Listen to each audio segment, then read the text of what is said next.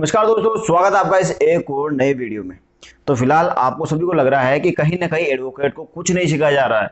हर advocate court में जाता है, प्रैक्टिस करता है, सीखता है, लेकिन सिखाने वाला कोई नहीं मिलता है। तो इसी उद्देश्य से हमने ये वीडियो चैनल बनाया है। ठीक है, इस चैनल का मेन उद्देश्य यही है कि जितने भी लॉ स्टूडेंट हैं, जितने भी नए अधिवक्ता हैं, उनको डे बाय डे हम कुछ नया सिखा सके। जो अनुभव हम कर रहे हैं वही अनुभव कहीं ना कहीं आप उस अनुभव से आगे निकलकर कुछ नया डेली प्रैक्टिस के अंदर कुछ नया सीख सके और अपने रूटीन के अंदर हर कुछ नया अपडेट कर सके। तो फिलहाल इस वीडियो का जो उद्देश्य है वो आपको ये सिखाना है। फिलहाल जो मैंने आपको बताया था कि आप ड्राफ्टिंग कैसे कर सकते हो और बहुत सारी मैंने जानकारी आपको दी थी इससे पहले वीडियो में।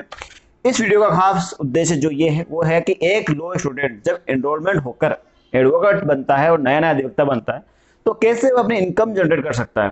वीडियो का मुख्य उद्देश्य ये है कि इनकम जनरेट कैसे कर सकते हो। ठीक है, कहीं कहते हैं कि इसमें इनकम सोर्स का फिलहाल जो नए अधिवक्ता है वो इसमें इनकम सोर्स नहीं जनरेट कर सकते। ठीक है, तो जनरेट नहीं करने का एक रीजन है, वो भी वैलिड रीजन है कि हर एक अधिवक्ता जो नया नया आता है इस फील्ड में वो सीखने का भी प्रयास नहीं करता। ठीक है, कुछ ऐसी चीजें हैं जो कि मैं आपको इस वीडियो में बताऊंगा कि अगर वो चीजें जो छोटी छोटी चीजें अगर वो सीख जाए तो वो अपना महीने का जो भी खर्चा होता है वो आराम से निकाल सकता है। सिर्फ दो बातें हैं, सिर्फ दो बातें ऐसी है जिसका अगर वो पूर्णतः ध्यान रख ले तो वो अपना इनकम सोर्स आराम से कर सकता है। सबसे पहली बात, आपको पता है एक लॉ स्टूडेंट जब एनरोलमेंट होकर एडवोकेट बनता है तो कोर्ट में डेली जाता है। ठीक है, प्रैक्टिस करता है, तो उसकी नॉलेज में कुछ ऑफिस होते हैं जो उसको ध्यान में रखने होते हैं। ठीक है, जैसे कोई भी कोर्ट केस आता है तो कौन से कोर्ट में जाता है, सब समझ रहे हो कि भाई अगर कोई केस आ रहा है तो कोर्ट में जाना है। ठीक है, दूसरा, उस कोर्ट में अपनी फाइल से रिलेटेड जो भी कार्रवाई होती है, ठीक है, कोई ऑर्डर शीट हुई या कोई चार्ज फ्रेम हुआ, कोई भी क्रॉस एग्जामिनेशन हुआ, एविडेंस हुआ, ठीक है, तो हर चीज का एक डॉक्यूमेंट तैयार होता है और वो डॉक्यूमेंट उस फाइल में अटैच होता है। अब कानून एक बात कहता है कि हर एक अधिवक्ता को या एक क्लाइंट को अपने केस से संबंधित जानकारी रखने का अधिकार है। समझ रहे हो बात? तो इसके लिए एक ऑफिस होता है जिससे कॉपी प्रतिलिपि जो ऑफिस होता है वो कोर्ट में होता है। अब जितने भी नए अधिवक्ता हैं उनको ये चीज ध्यान रखनी है कि जो प्रतिलिपि जो ऑफिस होता है, मतलब कि कोई भी फाइल जो आप सर्टिफाइड कॉपी निकलवा सकते हो अपने रिकॉर्ड के लिए, वो ऑफिस कौन सा होता है, ऑफिस का आपको ध्यान रखना है और वही आपका फर्स्ट इनकम सोर्स बनेगा। वो कैसे बनेगा मैं आपको बता देता हूँ। देखिए, जब भी कोई क्लाइंट आपसे जुड़ता है या बाहर से वो क्लाइंट है जिसकी कोर्ट में फाइल चल रही होती है, वो आपसे मिलता है, आपको उनको पता होता है कि ये एडवोकेट साहब है जो कोर्ट में प्रैक्टिस करते हैं। अगर वो कह रहा है कि हमारा ये केस है जो कोर्ट में चल रहा है, ठीक है, और हमें उसके बारे में कोई जानकारी नहीं है, ठीक है, जैसे केस में क्या चला, एविडेंस में क्या हुआ, या कोर्ट में अगर कोई जजमेंट हुआ, जजमेंट क्या हुआ, कुछ भी अगर उसमें हुआ है तो आप कोर्ट में उस क्लाइंट के नाम की फाइल लगाकर, आवेदन लगा के कोर्ट से उसकी सर्टिफाइड कॉपी निकलवा सकते हो। ठीक है, और जो चार्ज बनता है वो चार्ज उससे ले सकते हो। तो इस प्रकार ये पहला इनकम सोर्स आपका हो सकता है। ठीक है, जिसमें आप अपनी छोटी मोटी आमदनी कर सकते हो। दूसरी चीज ये कि हर एक अधिवक्ता को एक नोटिस भेजने का तरीका और ड्राफ्ट आना चाहिए। जितने भी नए अधिवक्ता हैं जिस वीडियो चैनल को देख रहे हैं उनको मैं साफ और स्पष्ट शब्दों में करना चाहता हूं, कोई भी मामला, सिविल मामला आपके पास में आता है तो डायरेक्ट वो कोर्ट में नहीं जाता, सबसे पहले उसमें पार्टी को नोटिस इश्यू होता है, वो भी एक एडवोकेट के थ्रू। ठीक है, तो जब भी ऐसा कोई सिविल मामला आता है जिसमें लगता है कि अगर पार्टी को नोटिस इश्यू करना होता है तो उस चीज पर आपको ध्यान रखना है और उस चीज को आपको सीखना है, क्योंकि जब तक सीख नहीं पाओगे तब तक आप अपनी आमदनी के सोर्स बढ़ा नहीं पाओगे।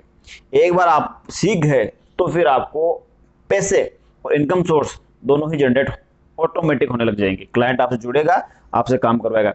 अब मान के चलते हैं कोई क्लाइंट आता है, क्लाइंट आके बोलता है सर मैं फलाने फलाने आदमी से इतने पैसे मांगता हूँ, अब इसके लिए मैं क्या करूँ।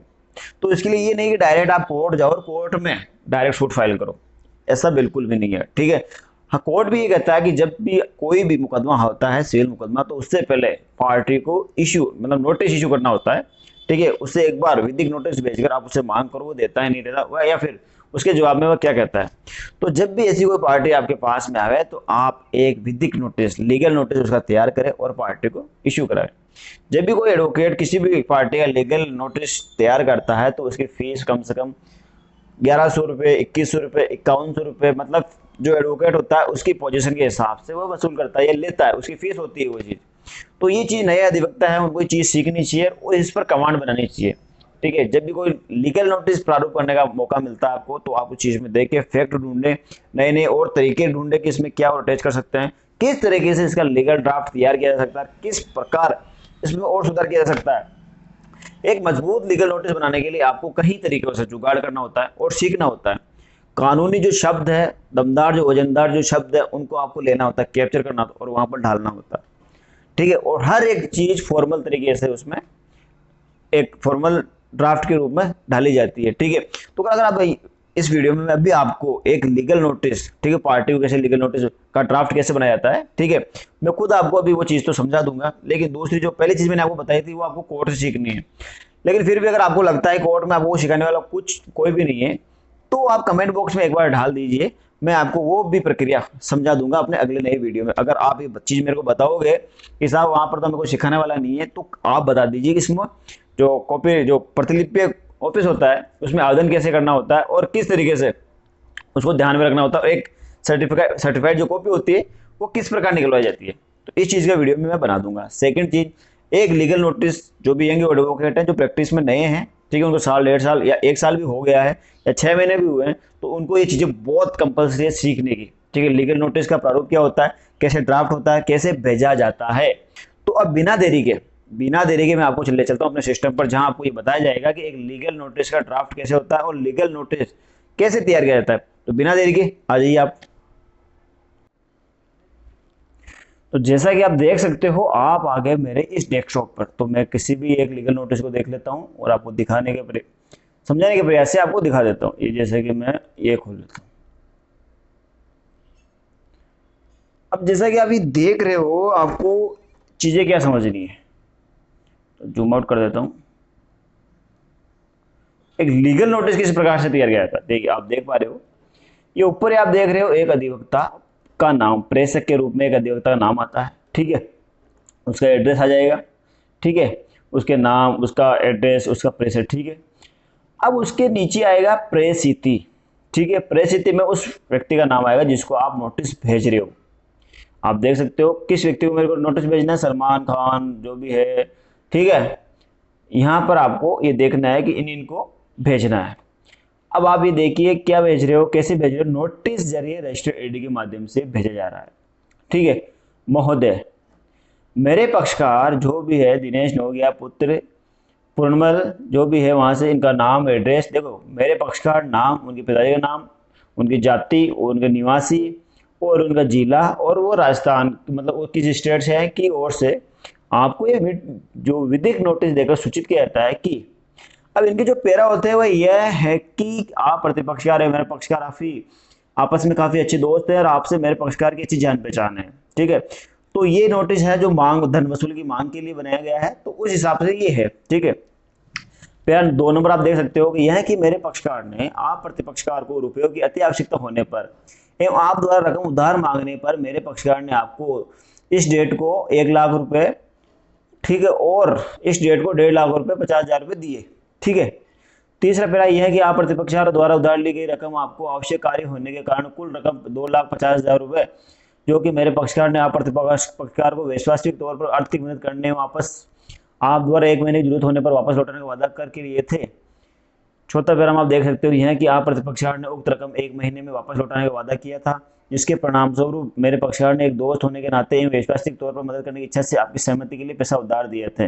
ठीक है, तो मतलब जो भी एक प्रारूप बनता है वो इस प्रकार से प्रारूप बना सकते हो, ऊपर नीचे आपको लिखना होता है। अब मेन जो इंपॉर्टेंट है वो लास्ट की हेडलाइन में आता है कि यह कि मेरे पक्षकार द्वारा आपको हर तरीके से समझाने का प्रयास किया गया, परंतु आप प्रतिपक्षकार द्वारा मेरे पक्षकार के अधिकारों का हनन किया है। बार बार तगाजा करने के उपरांत आप प्रतिपक्षकार द्वारा रुपये नहीं लौटा रहे हैं। मेरे पक्षकार अब और अधिक ठहरना नहीं चाहते।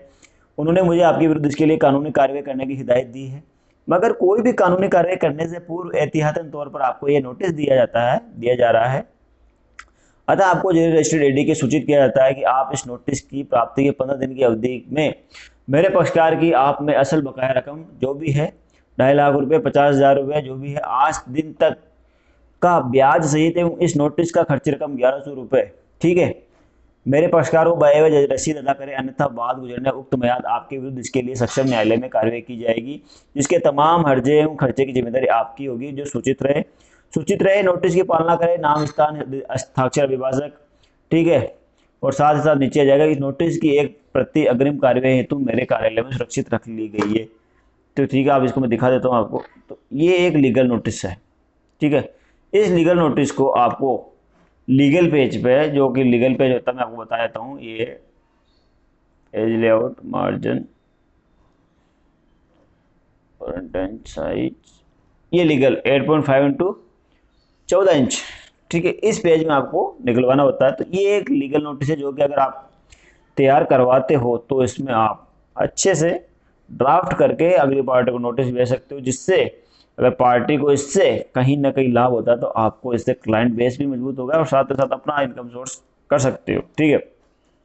ये धन वसूली के लिए है, मांग वसूली की है, ठीक है। तो अगर लीगल नोटिस तैयार हो जाता है ना, उसके बाद में आपको उसको रजिस्टर्ड एडी करवाना होता है, ठीक है। स्पीड पोस्ट नहीं करवाना, रजिस्टर एडी, ठीक है। हर एक एडवोकेट के थ्रू जो भी भेजा जाता है और रजिस्टर्ड एडी के माध्यम से ही भेजा जाता है, ठीक है। रजिस्टर्ड एडी में आप टू में अगली पार्टी का नाम, फ्रॉम में अपना नाम लगा के रजिस्टर्ड एडी आप उस पते पर करवा सकते हो, ठीक है। ये आपका काम होता है।